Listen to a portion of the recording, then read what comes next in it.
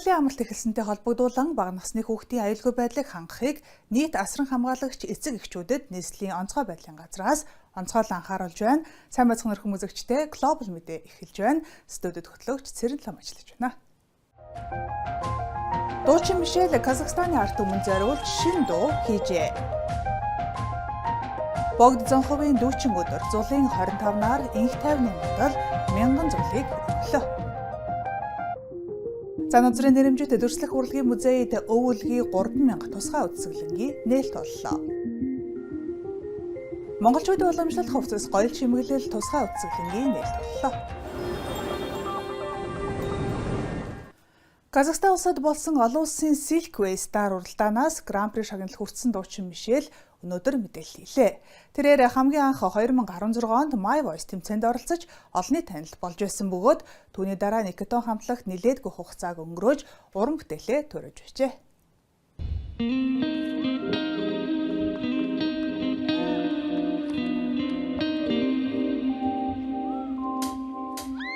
Гараас минь атгаач нисэцгэй хамт огторгүй рүү. Тэрээр энэ үеэр Silkway Star шоунд эх орноо төлөөлж оролцсон нь хариуцлагатай нэр төрийн хэрэг байсан гэдгийг дурдсан бөгөөд сүүлийн шатанд Монгол агаар өнөртүүлсэн уртын дуугаа дуусна нь тус уралдаанд Гран-при шагнал хүртэх боломжтой болсныг онцлсан юм. За тэгээ Silkway Star тэмцээн маань энэ жилийн сая 8 сарын дундаас эхлээд явагдсан байгаа. Тэгээд яг Монгол улсаас сонгогдож Монгол улсаа төлөөлж энэ том тэмцээнд оролцох маш нэр хүндийн бас маш том хариуцлага хүлээсэн ийм том тэмцээн болж одоо өндөрлөлөө. Би ингээд Казахстанд ирэхэд бол тэр манай Silkway Star-ыг зохион байгуулж байгаа одоо Казах одоо дүүнер маань тэгжсэн. Манай Мишель дуушин яаж ийн гэдээ асуухад Мишель бол гайхалтай. Та их зүв яг надаас нэг асуусан юм. Ер нь бол Silkway Star-ын холбоо бариад та ингээд шүүгчээр ажиллууд та Монголоос ингээд ямар дуучин оролцуулвал зүгээр вэ гэж та нэг санал болгооч гэд би 4 дуучныг санал болгосон. За бусдын хэлээд нэрийг хэлээд яах вэ те. Тэр дунд манай Мишелийн нэр байсан.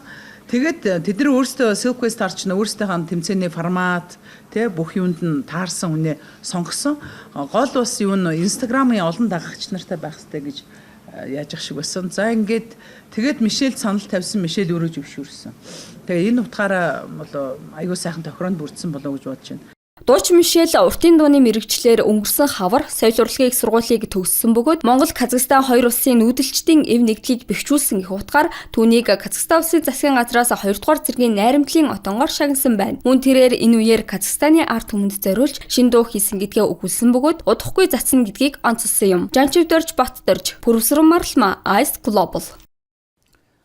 Богд Зонховын дүүчин өдөр буюу зулын 25-наар бурхан шашинтны төв гандан төвчнөлэн хийдийн лам хуврагууд очир дараа шүтэн 10 зүгийн 3 цагийн бурхан Ядам Сахиус Баатар Дагинс 3 эрдэнэ бүгдэд их болсон хамаг амьтныг даатхан инх тайвны мандал өргөжээ. Мөн бусад сүмхийд 1000 зул өргөх ёслолыг үйлдсэн байна.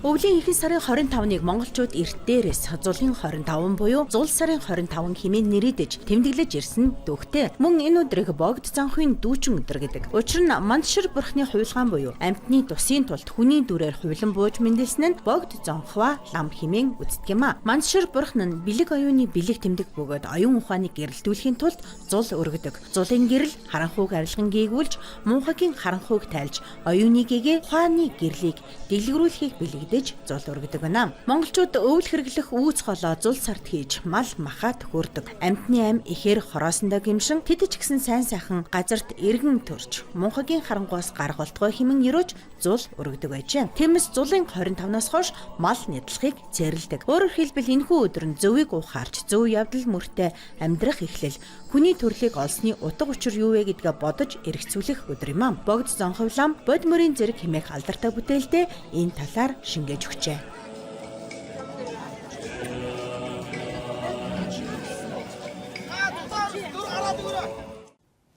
Одоо харин өнөөдөр болсон онцлог үйл явдлын мэдээллийг цөөн хормын мэдээгээр хүргэе. 12 дугаар сарын 15-ны өдрийн байдлаар төмөр зам дээр 458 цистерн газрын төсний бүтээгдэхүүн бэлэн байна. Үүний 328 нь дизелийн түлш 5 нь АИ95, 63 нь АИ92 автобензин байна. Түүнчлэн бутан 9 вагон, онгоцны түлш 32, пропан 17 вагон тус байна. Дизелийн түлшийг Аршаанд толгойд Улаанбаатар, Дархан, Сүхбаатар, Сайн шанд, Чойр, Эрдэнэт гэсэн 8 өртөнд хүргэх бол АИ92 автобензинийг толгойд Аршаанд, Сайн шанд, Улаанбаатар өртөнд тус хүргэх юм а. Бүгд найрамдах Солонгос улсын виз мэдүүлэгт өөрчлөлт оржээ. Тодорхойлбол виз мэдүүлээд татгалзсан хариу авсан тохиолдолд 6 сарын дараа дахин мэдүүлэх эрхтэй болдог байсан бол одоо 3 сар болж хугацаанд богиносжээ. Мөн эмчилгээний визийг дангаар хариуцах тусгай цонхтой болсон байна. Тиймээс төлөөлөн гүйцэтгэх 13 байгууллагад бус зөвхөн Солонгосын виз мэдүүлгийн төвд хандна. Мөн өвчтний яралтай байдлыг харгалзан цаг алдалгүй түргэн шуурхай виз олгох шуурхай гарц ажиллаж эхэлсэн байна. Түүнчлэн эмнэлгийн тодорхойлолтыг өмнө нь 9 эмнэлэг олгодог байсан бол одоо Монгол хүнд Агапа Фристийн эмнэлэг нэмэгдээд 11 болжээ. Иргэд олон нийттэй харилцах 11 төвд тусгай шугам нээснээс хойш гайлын ажилтнуудтай холбоотой 11 гомдол мэдээлэл бүртгэгдэжээ. Иргэдийн зүгээс гайлын ажилтнууд импортын бараанд тавих татварыг дур мэдэн тогтоодог. Зах зээлийн ханшаар 2.2 саяд орчим төгрөг төлөх татварын хэмжээг 2 дахин өндөр ноогдуулж үн хөөрөгдсөн. Нэр бүхий бомтын гайлын дарга албан тушаалаа урвалан ашигласан. Гайлын зуучийн тусгай төлбөрийн үн хэд өндөр шинээр үйл ажиллагаа эрхэлж байгаа байгууллагад гайлаас дарамт шахалт үзүүлдэг зэргийг шалгаж өгөхийг хүссэн байна. Гадаадын иргэн хариатын газраас 7 байгууллагад Монгол улсад үйл ажиллагаа явуулах зөвшөөрлийг хүчингү болгожээ. Тодорхойлбол бүгд найрамдах Хятад ард улсад төвтэй өөр Монголын өртөө засах орны Баян нуур хотын худалдааг дэмжих хороо. Бүгд найрамдах Солонгос улсад төвтэй Азийн соёл хөгжлийн институт болон олон улсын хөдөө аж ахуйн хамтын ажиллагааны сүлжээ. Америкийн нэгдсэн улсад төвтэй World Union, мөн Friends of Mongolia, Оросын холбооны улсад төвтэй Бид Самбо гэх болон Армийн гардан тулааны биеийн тамир спортын холбоо төрийн бас байгууллага зэрэг байгууллагын зөвшөөрлийг цуцалсан байна.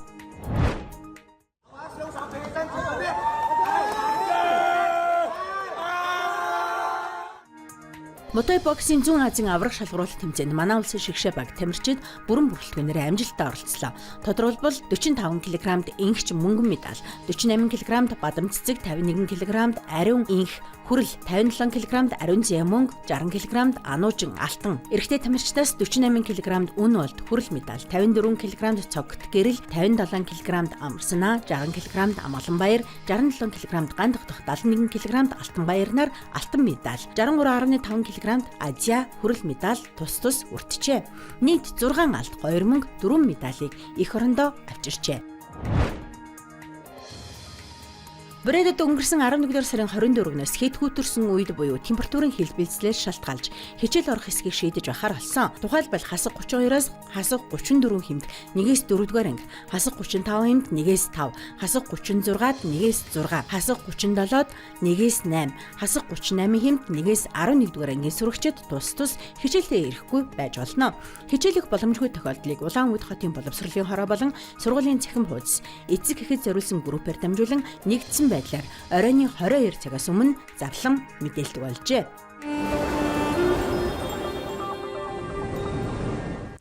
Занозрын нэрэмжит төрслөх урлагийн музейд өв өлгийн 3000 тусгай үзэсгэлэнгийн нээлт боллоо. Тус музей нь Монгол Улсын их сургуулийн нүүдэлчдийн археологийн хүрээлэнтэй хамтын ажиллагааны гэрээ байгуулж, Сэлэнг аймгийн Орхон сумын Улаан чулуут уулын дурсгалт газарт энэ оны 6-7 дугаар сард хамтарсан судалгааны ажлыг хийж гүйцэтгэсэн бөгөөд энэ хүрээнд эдгээр байгууллагууд хамтран өв өлгийн 3000 тусгай үзэсгэлэн зохион байгууллаа. Тус үзэсгэлэн дөрвөлжин булшны соёлын ерөнхий ойлголт манай орон хийгээд олон улс хэрхэн судлан шинжилж ирсэн тухайн дурсгалын бүрэлдэхүүнд ямар онцлог дурсгалууд багтдаг болон тэдгээрийн нийтлэг зүйлс хаана ямар зүйлээр сийлэгдсэн болохыг олон нийтэд тодорхой түүхэн баримтаар харуулсан байна. Түүнчлэн энэхүү үзэсгэлэн дөрвөлжин булшны хадны зосон зургийн судалгааг Улаанбаатар хотын Гачуурт ям, Тэнгэрийн ам хэмээх хоёр түүхэн дурсгал дээр сүүлийн үеийн техник технологийн дэвшлиг ашиглан 3000 жилийн тэртээ зурсан зургийг дэлгэсэн бөгөөд энэхүү үзэсгэлэн Монголын эртний түүх тэр дундаа хүннүүгийн өвөг дээдс дөрвөлжин булшийг үлдээгч ард түмэн ямар гайхалтай нэгдмэл соёлтой тэрхүү соёл ямар өргөн удам нутагт түгэн дэлгэрч байсныг харуулах зорилготой юм. Энэхүү үзэсгэлэн өв өлгийн 3000 гэж нэрлэсний учир нь бидний өвөг дээдс 3000 жилийн тэртээ ийм гайхамшигтай соёлыг бүтээсэн учир ийхүү нэрийдсэн бөгөөд тус үзэсгэлэн энэ сарын 21 хүртэл үргэлжлэх юм. Жанчадаж Баттарч, Сэрга Тучко, Пүрүшүр Марлма, Ice Global. Монголын үндэсний музейд монголчуудын уламжлалт хувцас, гоёл чимэглэл тусгай үзэсгэлэнгийн нээлт боллоо. Энэхүү үзэсгэлэнд тус музейн сан хөмрөгт хадгалагдаж байгаа гоёл чимэглэл хувцас, эд өлгийн холбогдлолтой 100 гаруй үзмэр дэлгэгдсэн бөгөөд Ice Global Televiz энэхүү үзэсгэлэнгийн талаар дараах мэдээг бэлтгэлээ.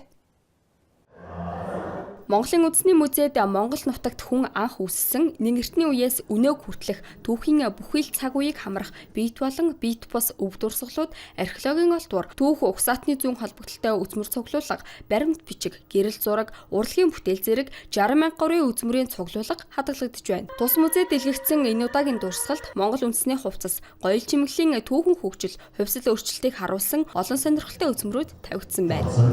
За энэ удаад бол 2025 оны одоо өөрийн байгууллагын төлөвлөгөөний хүрээнд Монголын уламжлалт гоёл чимэглэл гэдэг нэртэй үзэсгэлэнт нэг эрт цагаас ахгуулаад за 20 дугаар зууны үеийг хүртэлх хугацаанд хамрагдах нүүдэлчдийн гоёл чимэглэл хувцас хэрэглэх түүнтэй холбоотой үзмөрүүдээс дээжлэн авч 100 гаруй одоо үзмрийг одоо сорчлон дэглэж олон нийтэд төлөвлөхөөр одоо бэлтгээд байна.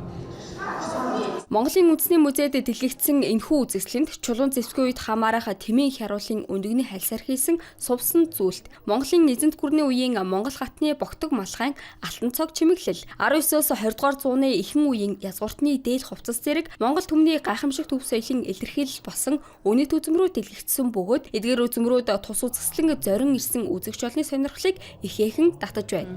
За монголчуудын маань одоо үндэсний маань дээл хувцас болон гоёл чимэглэл гээд энэ сайхан үзэсгэлэнд би одоо урлаач хүнийхээ хувьд одоо бүр зорж одоо өмсөж зөөжс ирсэн. Тэгээд яг уламжлалтаа яаж бид нар бас хийж эдлэж хэрэгэлдэг байсан.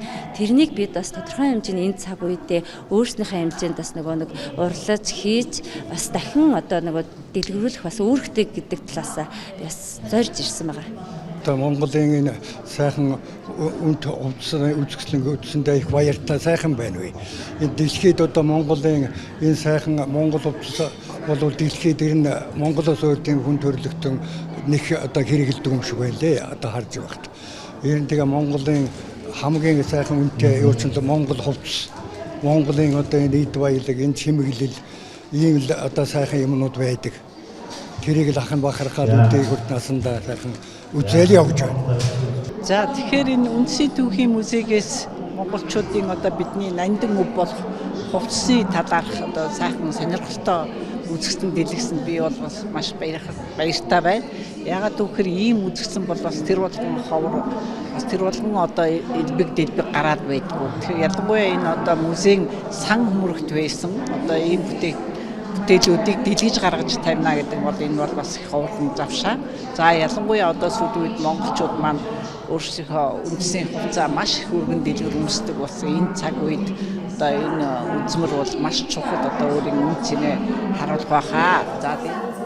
Монголын үндэсний музейд дэлгэгдсэн энэхүү үзэсгэлэн энэ сарын 12-ноос эх оны 2 дугаар сарын 2-ны өдрийг хүртэл тус музейн 1-р давхрын үзэсгэлэнгийн танхимд гарч байгаа бөгөөд олон нийтэд үн төлбөргүй үйлчилж байна. Жанжив Дорж Баттөрч, Евгений Павлов, Ice Global.